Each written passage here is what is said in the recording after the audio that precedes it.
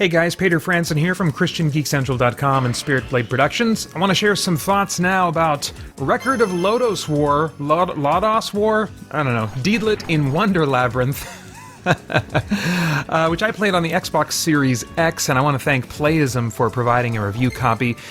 This one's also available on PC, Nintendo Switch, PlayStation 4, PlayStation 5, Xbox Series X and S, and Xbox One. It's also currently on Game Pass, along with Tuhu Luna Nights, also by Team Ladybug, the studio responsible for this game. But that one doesn't adhere as closely to the symphony-like inspirations as this one does, although it's still definitely in that category. The developer describes the Record of Lodoss War Deedlit in Wonder Labyrinth as the previously unknown story of Deedlit and the events leading up to Record of Lodoss War Diadem of the Covenant. Both fans of Record of Lodoss War and all new players alike can fully enjoy this latest installment in the series. And I think that's probably the case. I'm just in it for the symphony-like aspects, and by that I mean 2D platforming exploration, unlocking new areas while constantly, and this is key, constantly upgrading through experience grinding and cash grinding to raise levels and to improve equipments and to have more consumable items. This is a really important distinction. There's a subcategory of the Metroidvania genre that I call symphony-likes that I really want to play, where I don't have any interest in playing the other games that really are just more like Metroid-likes and don't really have those Symphony of the Night kind of elements that are really, really important to me, namely those RPG elements. This one also has a more serious aesthetic and enemy design than their previous game, Tuhu Luna Nights, as Record of Lodoss War takes lots of inspiration from D&D style fantasy worlds, which I love. A lot of people think of the D&D aesthetic as generic and stuff. Honestly, I feel way too many people try to fix what isn't broken. I want more and more of that D&D classic fantasy aesthetic, and so I actually love it whenever I get it, and I'm certainly getting that here. So if you want a sense of what this game is, in short, in the Metroidvania spectrum, think less Metroid, less Hollow Knight, and other games like that, and more Bloodstained Ritual of the Night, Chasm, and Time Spinner, along with, of course, all the Vania games on the Game Boy Advance and the Nintendo DS. If you like those, then I think there's a lot to like here. The music sets a nice upbeat but dangerous mood without being near as catchy as that of the symphony-like Castlevania games. The pixel art and animation is fantastic, with nice enemy variety and spell effects as well. If you're watching the video version, then you can see all that for yourself. I'm not going to talk much about those aesthetics. The game has the same kind of map, equipment, and unlockables that you'd expect in a true symphony-like, as I call them, as well as that sense of pushing your luck as you explore the map, seeing how long you can survive before finding that next save room, which also refills your health and magic. You're exploring, you don't know where you'll find the next one, you wonder, should I turn back now or should I push on? I love that feeling, I love that point of decision in symphony-likes. But one element that does set it apart is just that, elements. You quickly gain the ability to equip these elemental pets that just kind of float around you and don't really do anything, but having them equipped gives you maybe a special navigation ability, like the ability to hover around, or a combat ability, or something that's a cross between the two, like the Fire Salamander gives you these sliding moves that also has a fire attack along with it and kind of makes you temporarily invincible as you're doing that. And then on top of that, just having one of them equipped reduces the incoming damage of that elemental type and increases the outgoing damage of that elemental type, which is valuable as every enemy has one or more elemental associations that you can exploit in order to dispatch them much more quickly and easily if you switch to the right element. And there's a nice bestiary included in the game. As soon as you have hit an enemy once, they get an entry in the bestiary. You can see their elemental weakness and go from there. So and it's also easy enough, I think, to switch between elements because it's mapped to one of the bumper buttons. There's actually, I think you can remap there's extensive button remapping built into the game, and I think you can actually remap every input to something else if you want. But anyway, the default puts this element switch mapped to a bumper button, so even in the middle of fighting two enemies with two different elemental weaknesses, I found that I could change from one element to the next with very little effort. Like, okay, I'll stay on wind to fight this guy and just try to dodge the other guy's attacks who's floating above. Then once he's dead, then I just switch the other element moment, jump up and hit her or whatever, and so I'm enjoying it. I'm 2.5 hours in and just getting to the point where this is becoming more relevant to my different room encounters that I'm running into, but I'm finding it fun rather than cumbersome. The combat and movement feels a lot like its inspirations, a lot like those classic symphony-like Castlevania games, with jumping that, is just floaty enough for me to feel graceful, yet still very much in control.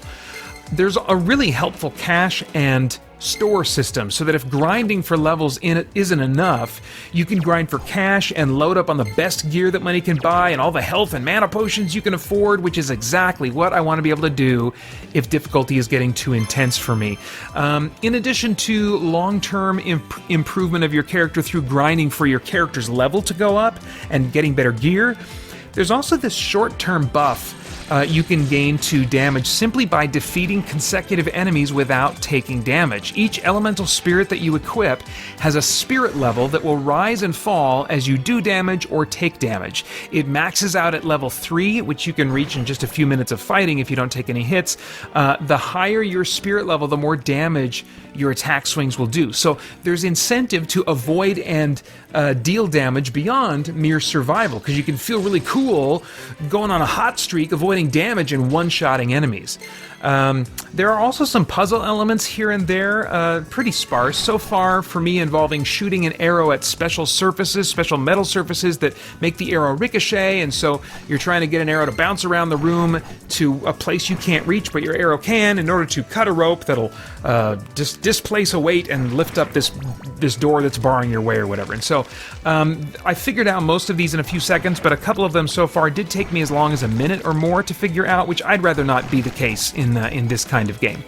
I was also almost stumped a time or two in trying to figure out where to go next. Now, this is a common issue for me in symphony-like games, but some of the modern ones allow me to place my own markers on the map to keep track of where I've been and what places I want to come back to after I've gained a new ability. So that is a quality of life tool I really would have appreciated having in this game that I didn't find anywhere.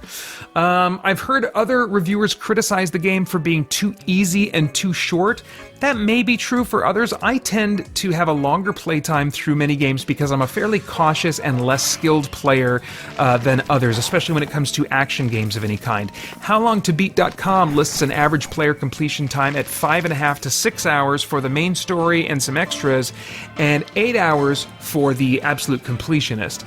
I tend to land somewhere between those two camps of players. I like to squeeze all the fun I can out of a game I'm enjoying, but I'm not going to do all the trophies and absolutely everything that can possibly be done. But that said, at 2.5 hours in, I just did a little bit of math. I've uncovered 18% of the map. It does give you a percentage you can track as you're exploring. And I've revealed 22% of the 67 monsters in the game. Averaging those, I'm possibly 20% through my experience with the game, with a projected total playtime for me of 12 hours or more. And that sounds about right for me when playing this genre. I think there's still likely challenge to be found for the skillful player who tries to just blaze through the game without any grinding and avoiding the store, but that's either going to result in a much shorter experience or one different from what the developers likely intend. So for some players, this may end up being easier than what they want. As for the story, it's a prequel to an anime I know, but I've never watched. I do feel a little out of the loop when there's these brief, sparse cutscenes, but that's pretty standard for me, even playing Castlevania games. Storytelling is often a weak point of this genre, and it's something, honestly, I never expect to be good or want very much of anyway. The gameplay and world aesthetics are what I'm in it for, and so far, Record of Lodoss War Deedlit in Wonder Labyrinth delivers for me, but oh my gosh, that title, that is a mouthful. As for any moral or spiritual themes bubbling to the surface, I'm always keeping my eye out for that kind of stuff, but with little story so far, and story also not being the focus, themes are unlikely to be significantly present either, which has been the case for me playing this one so far. But that may change as I get deeper in. This one is $25 on PlayStation and Xbox, or included with Game Pass. $25 seems a bit steep to me until I finish the game and have the full experience to go off of, so I would recommend waiting for a sale or trying trying on Game Pass if you already have a subscription, even if you are a big fan of this, what I call the symphony-like genre. But I will say that I'm enjoying it enough right now that I definitely plan to see it through, and will probably give Tuhu Luna Nights another try.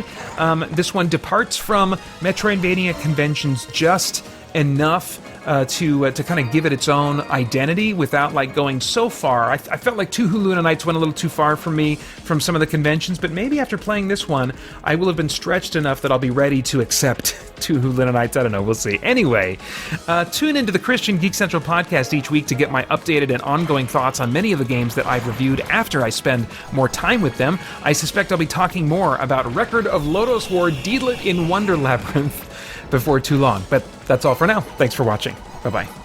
For more chat about geek entertainment, answers to your questions, and news from the wider world of Christian geekery, get the Christian Geek Central podcast today on iTunes and other podcast services.